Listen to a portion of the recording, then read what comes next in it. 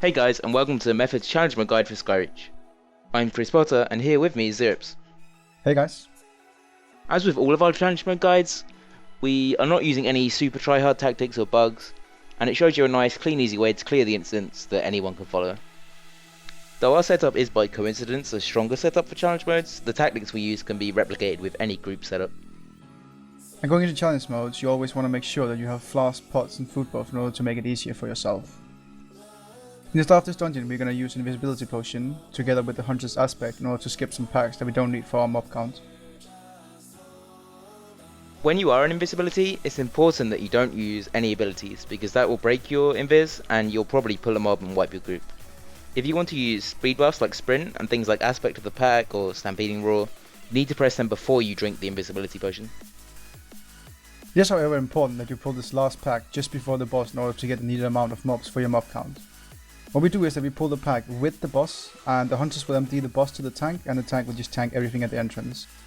As you can see in the video, we use both Bloodlust and all CDs here. The first ability the boss does is his Spinning Blade, and you'll see that just going around a second ago. And the Wind Wall is just spawned to my left, and that is his other main ability that he does throughout the fight, and it just spins around, and if you stand on it, you take a lot of nature damage.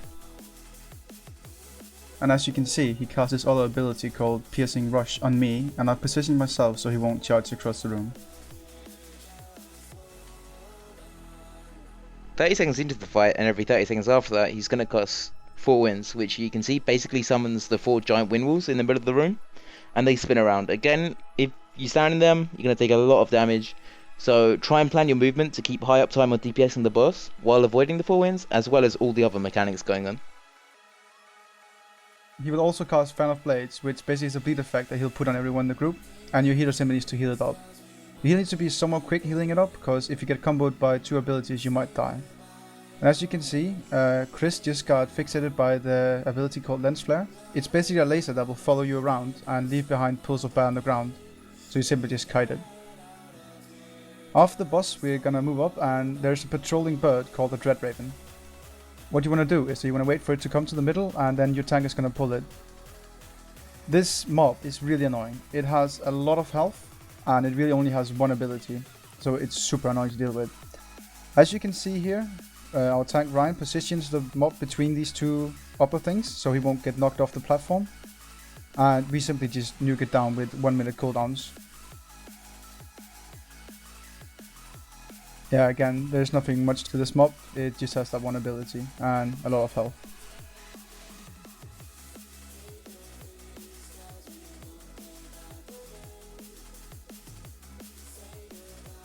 After we kill that mob, we head up the stairs, and we take the pack on the left.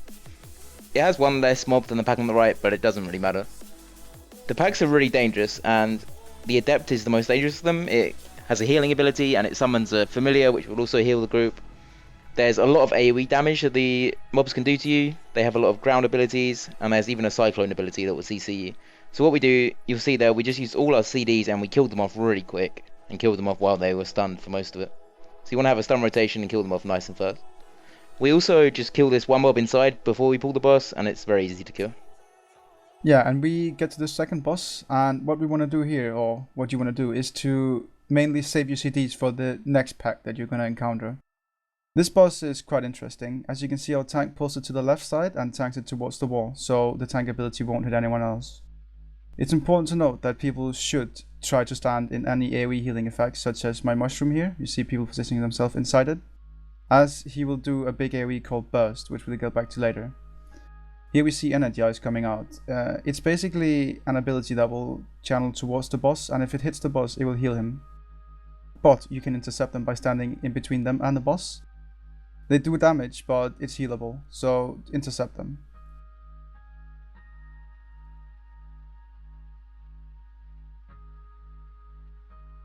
As you can see, the boss just casted Burst. It's the big AoE he has. It continuously stacks up his buff, which will increase his damage done.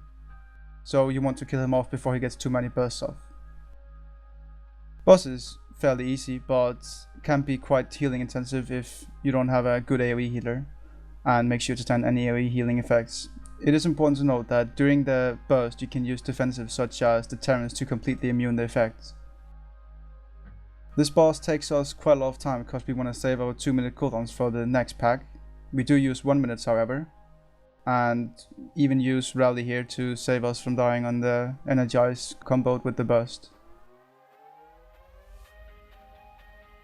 We eventually do finish off the boss though after some struggle, but we manage.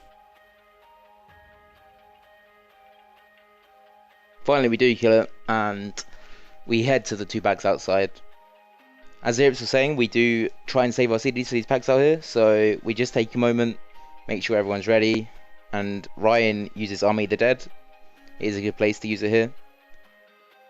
And what we're going to do is we're going to pull 2 of these packs of birds together, and these birds can be quite dangerous.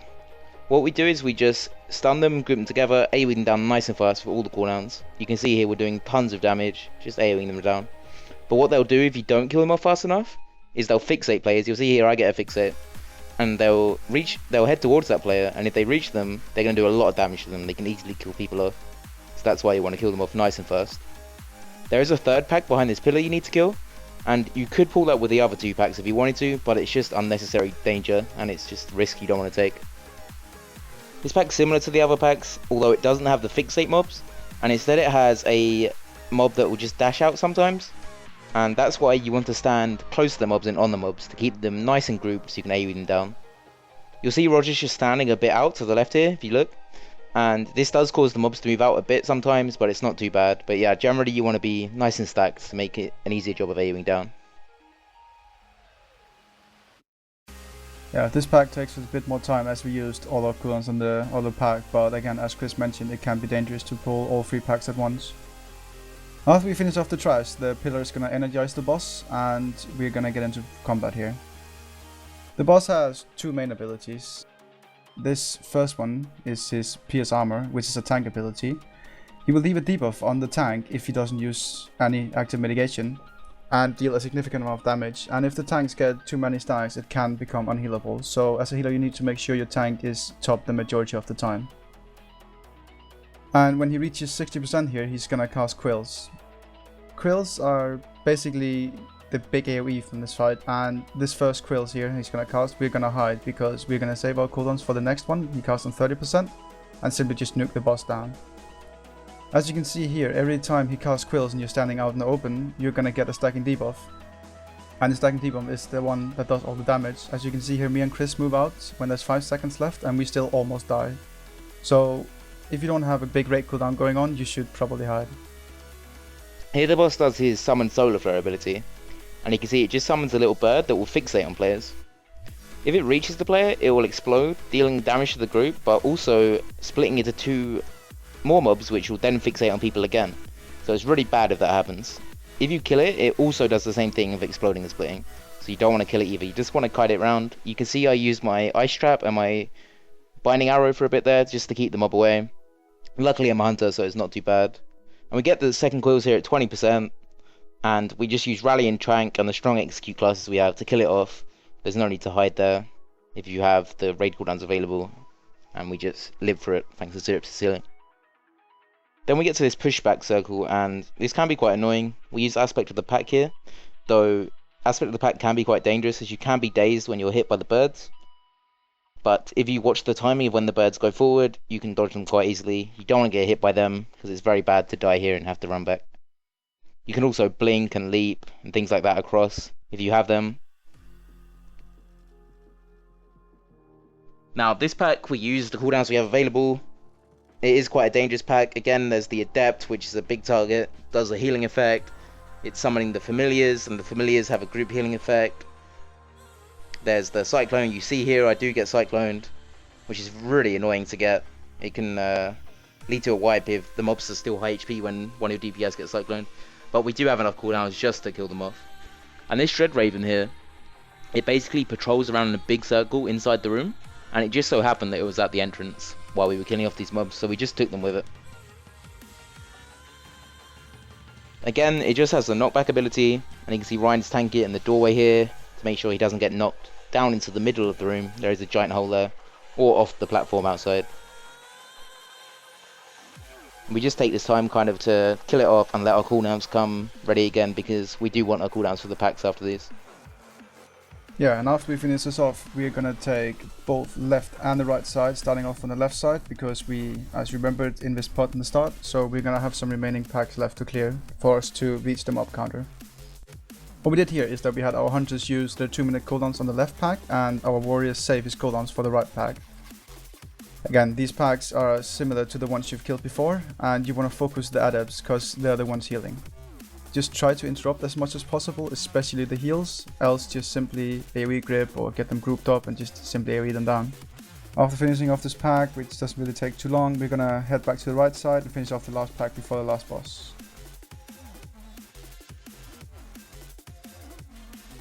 And yeah, as Zero said, we split the cooldowns up a bit there, but our 1 minute's almost ready anyway from the hunters. So we're just going to wait and let them be ready, because it really is worth taking the time to make sure you're ready to pull with all the cooldowns that you have, as long as you're not waiting too long. Because the way these packs work are, if they live long enough out of the stuns and out of the CC and interrupts you have, then they can become really dangerous. So you want to kill them off nice and fast, makes them very easy. This pack's pretty similar to the one on the other side. There is one new ability, but yeah, you just want to AoE down basically, kill the adepts off, make sure no familiars are living. There we go, using the cooldowns. My warrior's blade storming, doing lots of damage. And you'll see here I get the new ability, which is the solar detonation. And you basically just have to spread from your group. You don't want to blow up on them, it just does some damage to people around you when it expires. But yeah, nice easy pack with the cooldowns ready. Now here we do something quite interesting. I'm going to dismiss my pair, and I'm going to tank the mobs up here and sit in deterrence so they don't just one-shot me and drag them away from the doorway. While I'm dragging them over here, you'll see behind them, the rest of our group is sneaking in while I've dragged them away. And as soon as I see that they're all in nice and safe, I just feign death and let them reset. Now this can be done with other classes that have Infiz, or it can be done with any class if you have a battle res available. They just need to live for a few seconds, and then when they die, you just battle res them. But it is easiest with a hunter or a mage or something like that. Once we're checked that we're ready and happy to pull, we pull the boss, and we use Bloodlust and all the cooldowns available. The first ability the boss does is Solar Burst, and this is an interruptible cast, but as we have a DK tanking, we let the cast through so that he can use Dark Simulacrum to steal it. We then get the ability Cast Down, which he calls a mob down that was going to pick up a player, and he's going to attempt to drag them off the edge and drop them off so they fall to their death. But you just want to stun them and kill them off nice and quick so you free your teammate. After that we get the ad. The ad, if you have a hunter, should be CC'd with a freezing trap. If you don't have a hunter in the group, you should simply pull it into the boss and interrupt it when it starts channeling on the boss, as it does reduce the damage the tank takes. Or simply just kill it off. And we get another throwdown here.